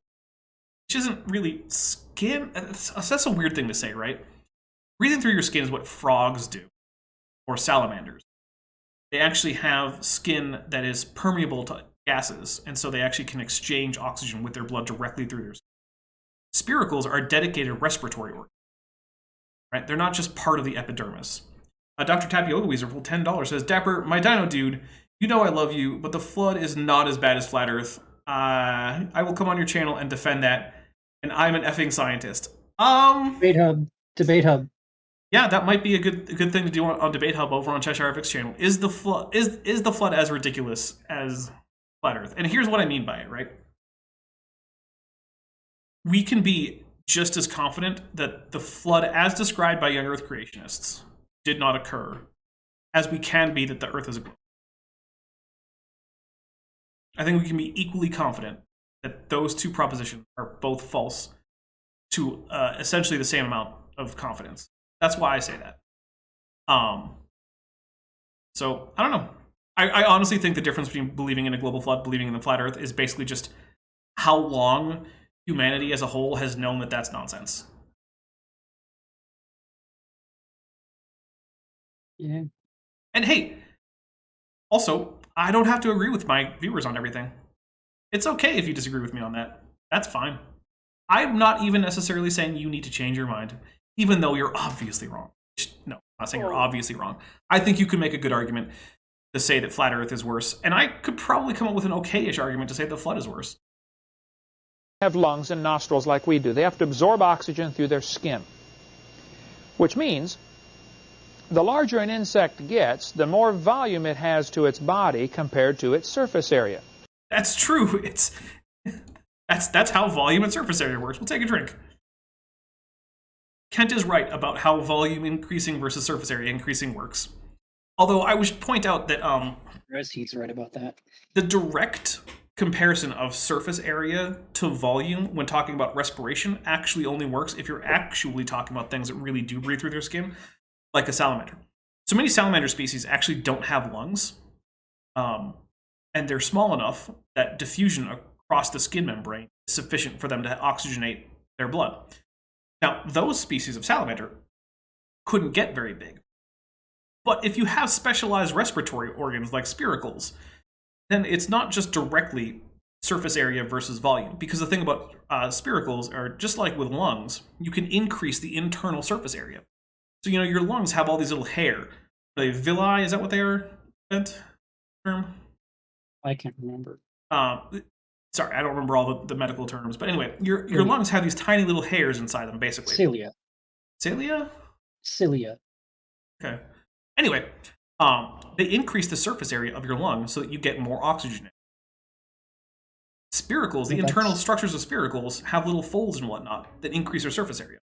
So at least hypothetically, you could increase surface area in the spirit overall as you grow larger, which would offset the oxygen deficit. Vandalia 1998 for $5 says, Young Earth creationists have a date for the flood wrong. It was about 600 million years ago, not 4,000 years ago, and it was more snow and ice than water. Animals were small enough to fit, too. I mean, yeah, you could... So, I mean, typically floods have to be liquid to be considered a flood, but, I mean, if you go with the looser definition of just water where it usually isn't, then you could say that the cryogenian counts as a worldwide flood. Yeah. But anyway, I'm not also saying that, you know, increasing volume isn't going to be a problem for insects. One of the problems with spiracles is that they're basically a passive respiration system. So insects aren't pumping air in and out of their spiracles. So that's one of the problems why they have trouble getting big. But we'll go explain that just a little bit. Oh, good. All right, let's talk about what happens as any object becomes larger. This is something, I don't know what the technical name for it is, but it's the surface... Smitty says the land is flooded by rock. True. Area to volume ratio, and it changes. I'll show you how this works. Let's take a cube that is 1 inch on all sides. 1 inch by 1 inch by 1 inch. So the side is 1. The volume is 1 cubic inch. True. We'll take a drink for Kent getting the basics of geometry right. He was reading that from a book, I bet. Well, I'm going to give him the benefit of the doubt. He doesn't know that off the top of his head. How many square inches of surface are required to make a cube like that? 6. You have 6 square inches, like a dice has 6 sides on it. So you have 6 square inches of surface area. So my volume, my ratio of my surface area compared to the volume is 6 to 1. You follow me? This 1 cubic inch of material has 6 square inches to absorb things through. If it was an insect, it has 6 square inches of skin through which it can absorb oxygen to supply 1 cubic inch of body. Mm-hmm. Let's change it to 2. Okay. All the way up to 2. 2 inches by 2 inches by 2 inches. Can't do that kind of math. Our side is now 2. What is our volume? 8. Oh, so he said 2 it. times 2 times 2 is 8. I was going to ask. I was going to Could've give made like it a fall. multiple choice. Yeah. But he said it immediately. So yeah, it's 8. Yeah. What is our surface area? Each side is 4, and there are 6 sides, so it's 24, right? It really bothers me that he's not using units. He's just giving numbers. Like, use cubic inches and square inches, Ken. Just do it. Also, why is he using inches? Because it's America. He could be using centimeters or meters or anything use else. centimeters. Yeah. It's not like the math gets harder because you use centimeters. Oh no, doggy barks. I'm shocked. What is our surface area to volume ratio? 24 to 8, which reduces to 3 to 1. So by doubling the size, we now effectively only have half as much skin that you can absorb oxygen through. Anybody follow me on that? They have like that. 8 times more body, but only 3 times more skin. Yep. I don't know why he's going through this so carefully. We all get it. So they are losing out. If they have to absorb something through the skin to supply all that internal tissue, they simply don't have enough skin anymore. As it gets larger, the problem gets worse. As you get smaller, the problem becomes much better for an animal that has to absorb through the skin. Which, again, isn't what's happening with insects here. I want to hammer that home. Spiracles aren't just the skin. The other thing that happens, if something is depending on friction with the wind, like an ant falling out of a tree, if an ant falls out of the tree, he's got his own parachute built in because he's got so much surface area and so little volume. This is actually true. I'm going to take a drink. Basically, some animals are so small that they're just immune to fall damage. Like mice basically can fall from any height and they'll be fine. If you dropped a mouse out of a plane, it's going to hit terminal velocity at a non-lethal speed. And it's just going to fall at that speed. Yeah, the whine is Ken's bad audio. This is actually VHS. It's also his voice. Audio. Well, yeah. Hey-o. He's mostly surface area, so he's got lots of friction with the wind, so he falls, hits the ground, and walks off. Doesn't hurt him. You can drop ants out of an airplane. They can fall 10 miles, and, well, airplanes don't go 10 miles, but they hit the ground and walk off. I was going to say, that's a very high-flying airplane. Right. To be fair, he did correct himself on that. He did. Space Dragon points out D&D says otherwise. Ants and elephants, same potential fall damage. A 60-foot fall. Yeah, well, D&D is unrealistic in many ways. Fall damage is just a minor one. Like, look, here's the thing about fall damage in D&D. You don't want D&D with realistic fall damage. It's going to be far too lethal. It's going to be just hard to calculate. It would be a nightmare, right? Plus, you have to realize that, like, do you really want your character to die because you fell off of, like, a 30-foot fall? It's like, is that what you want? Because that's realistic. No, it's not. Plus, also, look at all the other things in D&D with damage that are unrealistic. Like, I'm sorry, you just took a fireball to the face and now you're okay? Why? That commoner over there just got burnt to a crisp. What's the difference between him and you? It's like, well, I have more hit points. Well, what does that represent? Who knows? It's nebulous. So yeah, don't base reality on D&D. Just because it works in D&D doesn't mean it'll work in real life. Because they fall so slowly. Whereas the bigger a person is, the less surface area to volume ratio they have, and so you just simply don't get enough friction with the wind, and you and I can't fall out of an airplane and survive unless we're really lucky. There have been people who fall out without a parachute and survive, but I wouldn't want to try it personally. Now, yeah, there have been people who've survived without a parachute falling out of a plane. It has happened.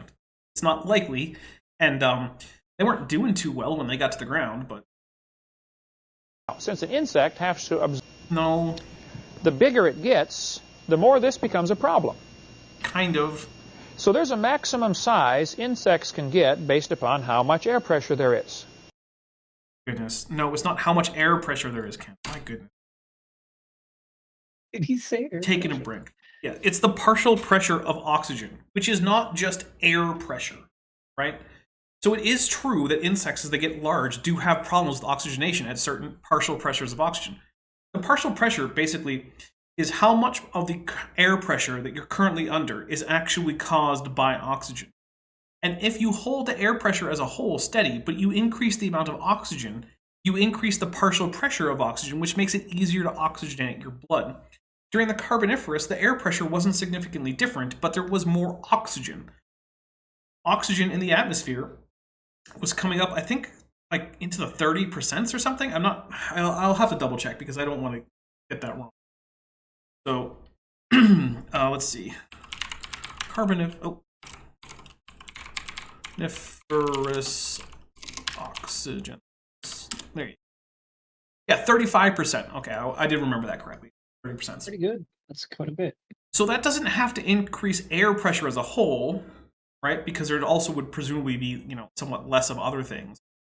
But it does mean that the amount of pressure you're getting just from oxygen is higher, which makes it easier to oxygenate your blood, or in the case of insects, your hemolymph. So just putting a hyperbaric chamber in there isn't going to help unless it also raises the partial pressure of oxygen. And one of the reasons that we know it wasn't just high pressure is because we have things like amber from the time that contain air bubbles. And we, in fact, do get really high oxygen levels. But if you were increasing the partial pressure of oxygen just through overall increase in air pressure, then the composition of the gas in the bubbles wouldn't be significantly different on its own. So we actually know that, one, there's no reason to think the air pressure was significantly higher. But two, we know that the partial pressure of oxygen was, but because of a higher portion of the atmosphere being made up of O2. But if you increase the air pressure, now they don't need quite as much skin because they're getting, say, twice as much oxygen through every square inch of skin, so they can survive just fine. That explains why we find some absolutely gigantic insects. Cockroaches today get, 2 inches long as a big cockroach. That's true. I'll take a drink for it. That's true. Yeah, why not? We have them all over Florida here, right? But yet 18-inch cockroaches have been found in the fossil record.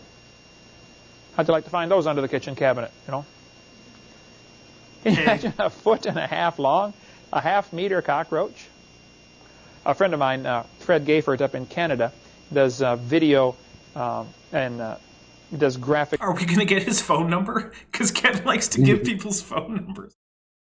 And artwork and editing and stuff like that. And he put this picture together for me. He also speaks on creation. A picture I can't see, but to be fair, that's not Ken's. He sends me a lot of pictures that he does. Isn't it though? Like this. No, because he's not the one who uploaded. Okay. That's his wife about to swap that 18-inch long cockroach. I'm glad they don't get that big. I mean, they're bad enough around here. Up north in Illinois, where I'm from, cockroaches are 3/4 of an inch long, no big deal, But down here, well, you're in the fruit business, you know about the cockroaches we've got. In Germany, they found an 8.5-foot long centipede fossil. Can you imagine? Okay. That's a big centipede. Okay, so first, it's a myriapod, which is the group to which centipedes and millipedes belong. It wasn't quite a centipede. So this is basically Arthropleura, and it was probably herbivorous, which makes it more like a millipede, but it also didn't have the sort of cryptic segmentation for every other segment that millipedes have, which makes them look like they have 2 legs per segment. It instead had, the obvious segmentation all the way down so that it had 1 pair of legs per segment, which makes it look like a centipede. So basically it was an 8-foot long animal that looked like a centipede but lived more like a millipede, except that, gigantic. Fred, going to shoot it with a shotgun. But that's a giant centipede. Now, when you consider the surface area to volume ratio problem they would have, One of those, thankfully, could not survive today. I believe there are... Yeah, that's probably true. We'll give it a drink. Arthropleura probably couldn't survive today. There are some 12-inch centipedes today in the world. Maybe. There are. In fact, there are some not too far from where I live. Luckily, they're very shy and don't come out during the day, so I haven't seen any in the wild. I don't want to. Some bigger than that, I don't know, in some of the jungles and things like that. But even 12 inches is a big centipede. But 8.5 feet is lots bigger. I suspect these type insects could not survive today. Centipedes aren't insects. Just gonna put that out there. Myriapoda and Insecta, different groups. And this is one of the evidences that something was different before the flood came. I think the... No, it's... Okay, look. It is evidence that something was different in the past. I'll give you that. But you can't then just say it's evidence that things were different before the flood. You need to establish that, one, there was a flood, two, that these things come from before it, and then you can use that to say that there was something different. But you haven't actually done either of those things, Kent. I mean, mostly because there wasn't a flood. Because the Earth never got vaporized, for one thing. We can be pretty darn sure the Earth is not currently a ball of plasma. So there's a good reason the flood didn't happen. Also, you know, most of the geological column isn't actually flood rocks. It's mostly rocks that couldn't have been deposited by a flood. So there's that, too. Pre-flood world had to have more air pressure, precisely because of the surface area to volume problem. Or just a higher partial pressure of oxygen, Kent. Forgot about that one. Gonna actually address the higher oxygen content found in things like amber. Just gonna skip right over it. That's scientific evidence. Why would he mention that? Good point. All right. There are some good creationists who do not agree with the canopy theory. Yeah, at this point, basically all of them. Yeah. You know, I'll take a drink. Kent is right. Most turns out creationists there do not are. agree. I spent quite a bit of time talking to Walt Brown, who's a great guy, has a tremendous book, In the Beginning. He lives in Phoenix, Arizona. Met me at the airport when I was there a few months ago, and we had dinner or lunch together. He does not think there was a canopy. He thinks there are some problems with the theory. I mean, Are there? the physical impossibility of suspending a canopy of water above the Earth is just one minor one. I listened to his problems. I've listened to them before from other... Is it just miracles? Is that the solution? Miracles would do it. Yeah. But miracles could also just do any size insect you want, because maybe God That's just true. miracles the oxygen into them. Miracles can do anything. They're miracles. And I asked him, well, what about the giant insects? How do you explain that? He said, well, we don't have an answer to that one. Okay, that's a fair answer. And look, here's the thing. When your options are, I don't know how to explain giant arthropods, versus I don't know how to explain physics-defying anti-gravity water canopies, I know which of those two ideas I would say is the bigger problem, right? Which side do I go with? I think it's the side that has trouble with big insects. The side that isn't completely crazy. Right. I mean, they're both kind of crazy, because, again, there was no flood. But, like, yeah. The no canopy side has far fewer inconsistencies. That's why I think this is really a powerful evidence that there must have been something to increase air pressure before the flood came, and the canopy so far is the best available theory for what that might have been. Grasshoppers have been found that are... It's not a theory. Space Dragon says, would that potentially be a conversation that didn't happen? No, I think that probably happened. Like, he went to see a creationist friend in Phoenix at some point, and they disagreed about the canopy, and Kent brought that up as an objection, and he didn't have an answer. Like, none of that seems unreasonable. That's not like, you know, the professor who confuses the nebular hypothesis with the Big Bang hypothesis. Right? Or the atheist who's like, no, you're right, I only believe in evolution because I'm so horny. Like, those are conversations that I'm pretty sure didn't happen. Oh my goodness. This one That's seems so plausible. absurd. Look, to be fair, I'm making them more absurd than they actually were in Kent's telling, but not by a lot. Not really, though. Yeah, that's true. You're- Being blunt you're about just- it. You're being blunt and you're being brief about it. You're not throwing in all of those filler words he likes to use to try and sound less insane to everyone who's listening to him. All right, here we go. They're 2 feet long. These are fossils of grasshoppers. when you consider they not only have to get oxygen to their skin to survive, they have to fly. Now, flight takes an enormous amount of energy and a lot more oxygen than just walking does. True. So they'd have to... Yeah, sure, true. Flight is metabolically costly. That's not going to argue with that one. have something very different about the grasshoppers. Cattail fossils have been found that are 60 feet tall. Wait, cattail the plant? Is Kent going to say that plants need lots of oxygen to grow? Because I don't know if Kent knows this, but plants are net oxygen producers, not net oxygen consumers. I really want to hear if he thinks that this is because of a canopy, because, oh boy, big plants, therefore they need high oxygen it's quite a take. You figure, you know, a 6-story building. That's a big cattail. Just what's called, they call it a cone. The brown part on the cattail is called the cone. Dr. Tapioca Weasel points out that the albatross might disagree. Yeah, the albatross does spend a whole lot of time soaring. But insects generally can't do that. Just the cone is 10 feet long. Okay. As high as these pillars. By the way, I don't actually know if this is true. I don't know of any 60-foot tall fossil cattails, but, like, I don't really care. Let's just say they're true. I don't know what the point is. That's the cone on these cattails that are found fossilized. A donkey was found in Lubbock, Texas that was 9 feet high at the... Okay, just no point. We're just like, they were big cattails. Okay, Kent, sure. You're not even going to try to connect that to a high air pressure. And you know what? I bet I know why he's not going to.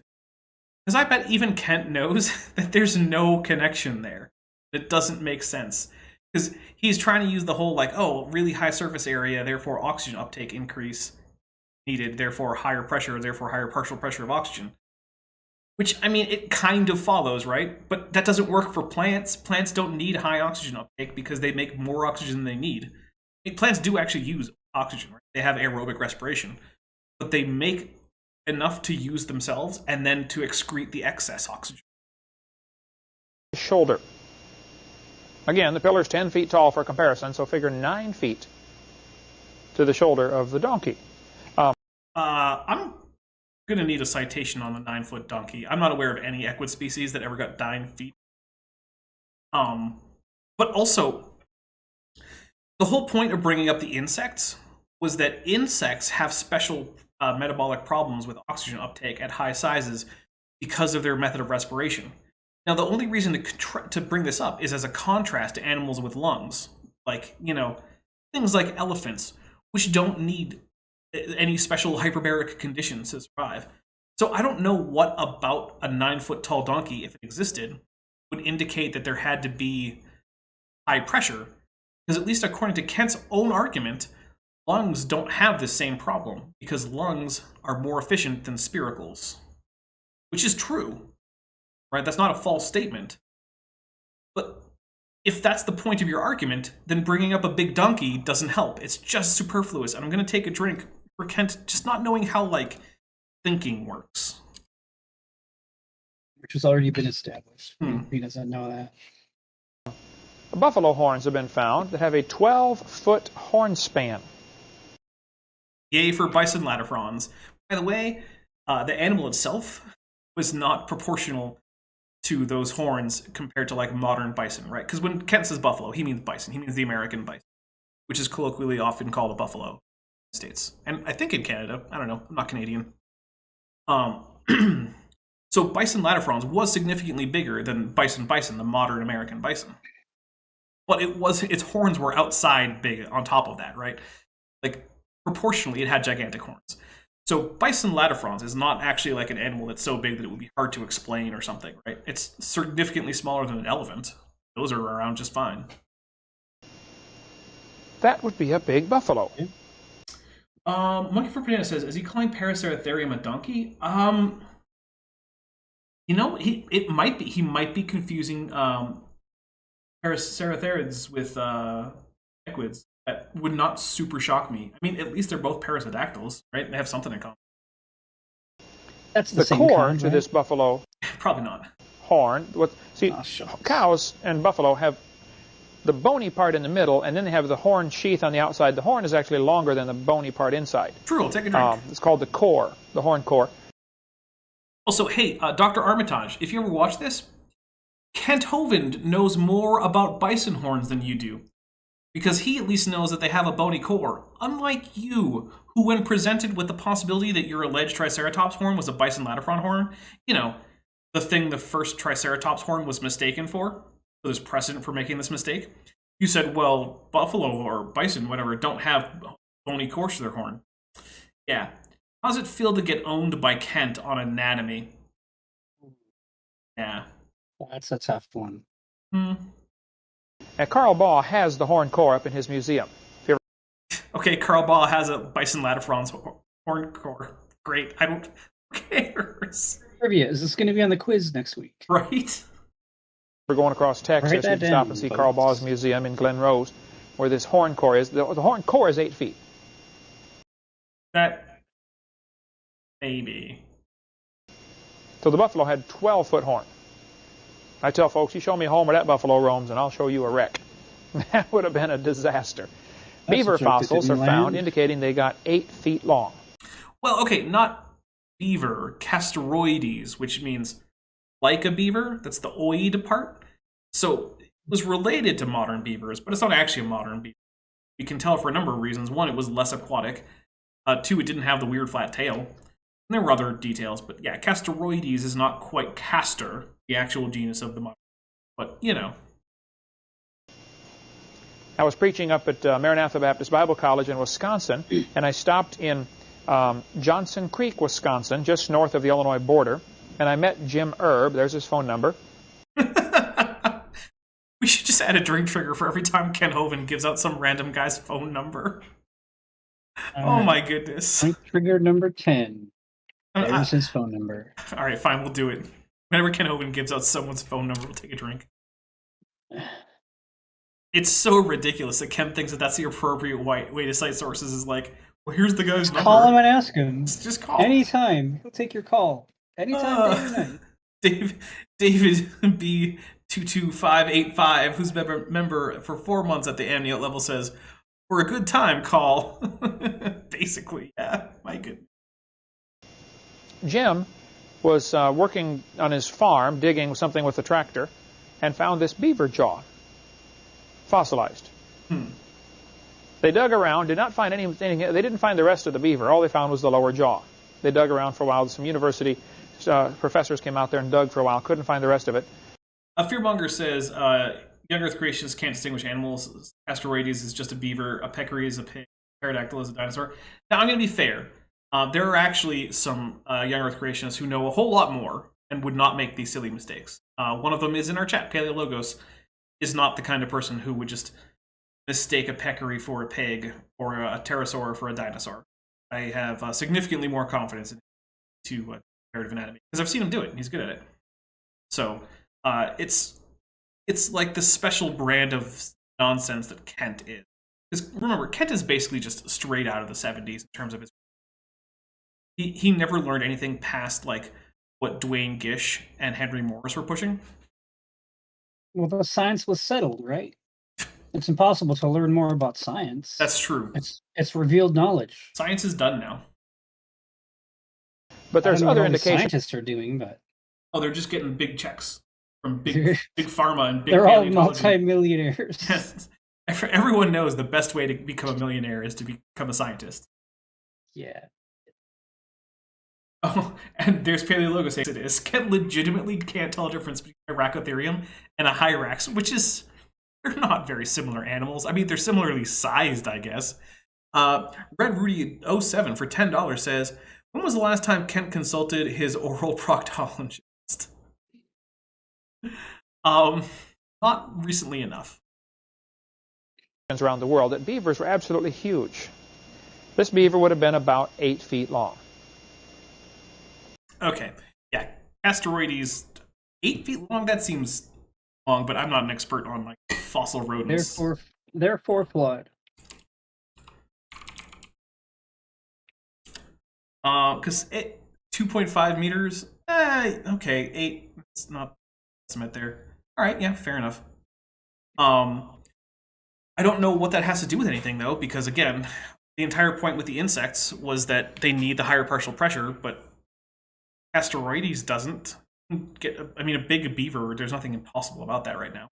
But anyway, guys, we're going to wrap it up with Casteroides apparently needs high pressure to survive. Ben, do you got anything coming up you want to announce to people? No. There's Fair nothing. enough.